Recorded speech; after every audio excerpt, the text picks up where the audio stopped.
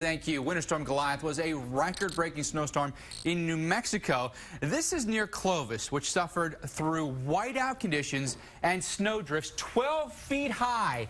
And somewhere under that snow is a car with a couple trapped right inside. They survived 20 hours in their car as rescue efforts proved more difficult than first expected. The first picture shows the snowdrift.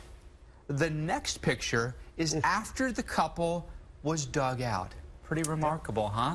Jimmy and Betty Anderson were out on a newspaper route when the ordeal happened. Jimmy joins us now live on the phone. Jimmy, thank you so much for being with us. First, I have to ask you, how are you and Betty doing after going through this? Well, thank you. I'm glad to be here. Me and Betty right now, we're doing fine. You know, after we had gotten rescued and everything, we had gone up to the hospital and we got checked out. She had to stay because with the stress and everything, it put a little bit of burden on her heart. But she's doing okay. She's got to go follow up with doctors and whatnot, but we're doing okay. Wow. You know, I'm looking at this. I'm from up north in Buffalo, New York. I've seen these kind of conditions before. I need to ask you, how long did it take before you realized you were in real trouble here? Well, once I got into the ditch and I knew I couldn't get out, you know, I had Betty, she called 911 to start getting help as soon as we could. But I knew if they didn't get to us quick, that it was going to be a really bad time, and it turned out to be just that.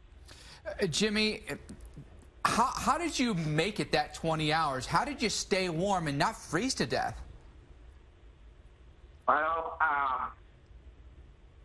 we went into we got stuck at around 8:30 at night, and you know, for the first 4 or 5 hours, we were able to keep the car running as the snow was getting up toward around the door handles and toward the window. We were able to kind of roll down the window, and we had the heater going, but the exhaust had gotten covered up, and eventually the engine had quit. So we just basically kept the windows up, and every now and then we'd roll down the window. I'd clear out some snow. Then after that, while I was able to kind of get an opening into the window, I would try to start the engine, and the engine would start up, and I'd leave it run for a little while, get some, you know, heat back in there.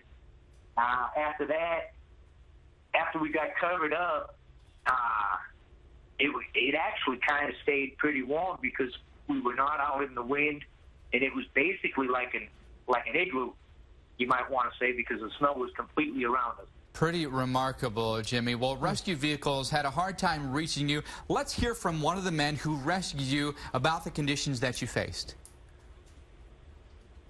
The wind was blowing like crazy. You couldn't see the end of the hood of the vehicle you were driving. They put a mark there or dug a little area in the snow they thought they could recognize, but the wind had just blown so bad and washed it out again. I told them we didn't want to drive up and down the road and in the ditch because we could crush them with that tractor. I kicked a hole in the windshield after having them move back out of the way, and got a hole kicked through the windshield, and Ty and I were able to lift them up out through the hole in the windshield.